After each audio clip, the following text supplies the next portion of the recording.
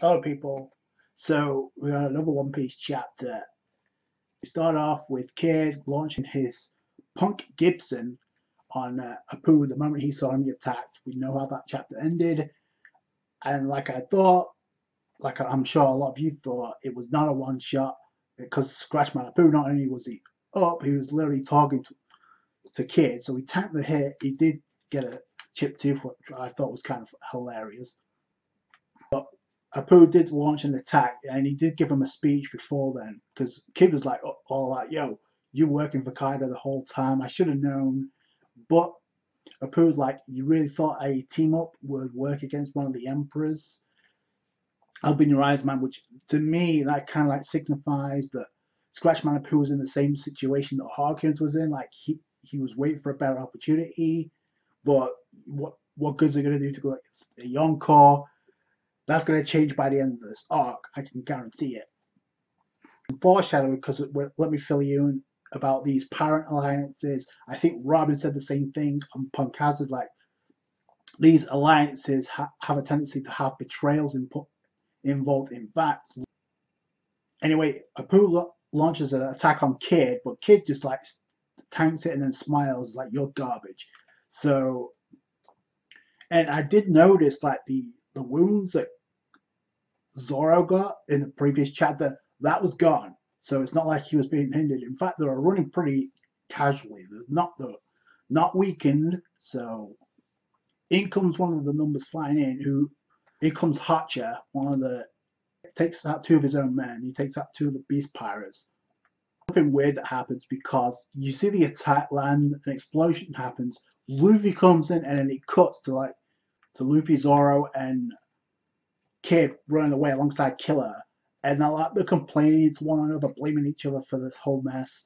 You got Luffy's like, "Oh, Kid, I knew you'd make a mess of this," and then Zoro's like, "Luffy, you're one to talk, Luffy," and Kid's like, "Rich coming from you, Zoro," and then you got Kill in the background. So these guys are ridiculous. Like, yeah, it's like the same interaction we would get from Law and the Straw Hats. In Law's place, though, is now Kid. So there you go. So although we did get some pretty useful information on the part of Killer, because he was like, you need to cover your ears because if you can't hear the sound, then it won't reach you. Which is funny as while Killer is saying this to Luffy, Kid, and Zoro, they've got the ears covered up, so they're like, what? So that's pretty funny. Killer took the devil fruit. It was like he was given the option, like, eat this and you'll have a chance to save your captain, which was a complete BS from Orochi, but we know he did it. Now, I have a question though: was Kid aware about that bit of information? Because I'm not too sure. I'm pretty sure he might be. We never got a clarification of that, but with something we now know. I'm kind of curious what kind of devil fruit he had because he didn't use it against Zoro. At least I don't think he did, and he hasn't used it since. So he's definitely going to use it. Kid's like, something's wrong, so he's about to do something, and Luffy's like, don't cause a scene, you idiot. Then it cuts to who's who. We got his group ironing on what's going on. You got one of them saying, should we go after them? And who's like, no, we should focus on finding Yamato, Kaido's son. A group led by who's who, which obviously I think the strongest member of the Toby Robo. We're gonna have to wait and find out. The moment I saw him though, it's like I thought that was going to be the opponent for Zoro. He might be, but we don't know.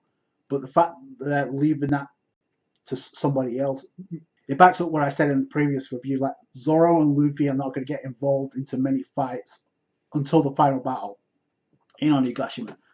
And it's going to leave it to somebody else to take them down, I hope.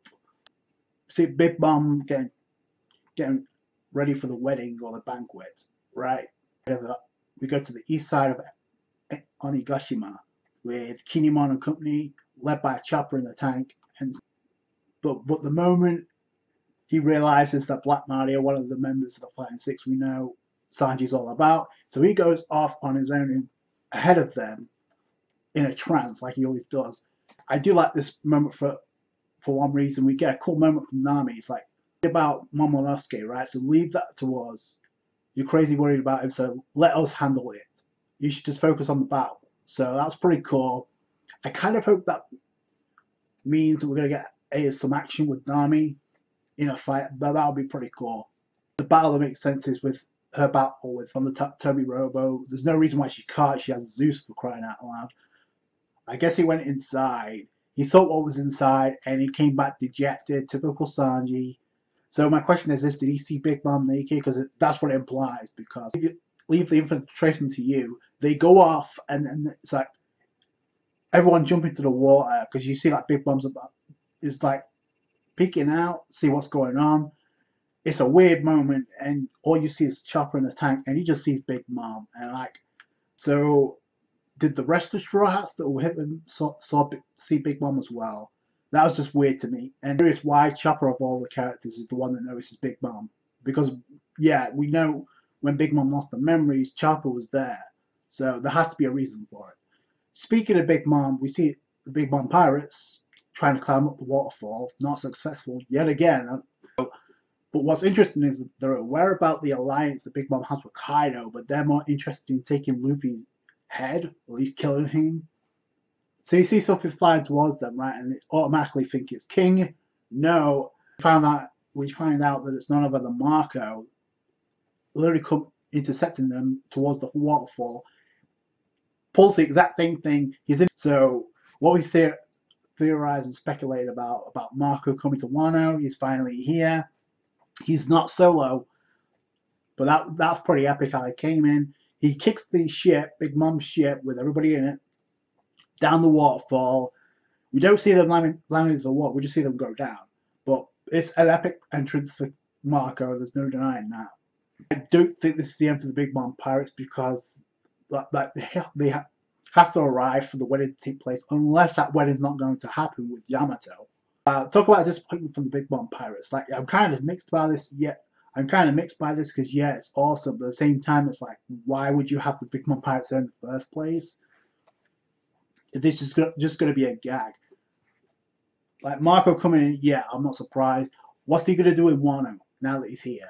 Because he's not alone. We see Nekomamushi, which we knew he had to arrive as well. And we also, it looks like the Izo is also there, which definitely makes sense. Because obviously, he wasn't there for the execution of Kazuki Oden.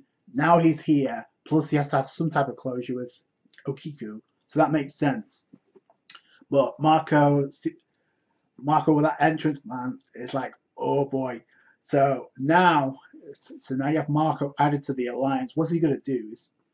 Because he specifically said to Luffy, I am not going to Wano, but I want you to pass on a message. Now he can do that himself, unless he's not coming into Wano. Do you really think this is the end for the Big Mom Pirates? Because at this point, it's like, if it is, I'll talk about disappointment, especially since one of them is a Yonko commander. What's to come next, and what role is Marco going to have, if at all, in this war in Onigashima? The factor coming in, even though I think it's kind of safe to say a lot of us expected Marco to show up. What role he has now depends on Oda.